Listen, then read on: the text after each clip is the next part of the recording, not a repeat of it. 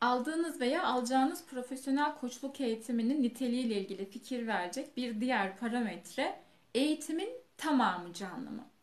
Yani arada bir süpervizyon veya soru cevap etkinlikleri için sadece canlı buluşuyoruz. Geri kalan eğitimin özellikle de mesleği öğreten büyük bir kısmını ben videolardan mı öğreneceğim, yoksa eğitimin tamamında eğitmen bize vaktini ayıracak ve orada hazır ve nazır istediğimiz zaman akışın içinde gelen soruları direkt sorup öğrenebilecek miyiz? Tecrübe aktarımı dinleyebilecek miyiz bununla alakalı?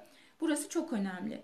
Yani tamamı canlı olmayan 120, 120, 160, 200 saatlik bir eğitimden 60 saatlik bir uygulamalı canlı eğitim kesinlikle çok daha faydalı ve size mesleği öğretecektir.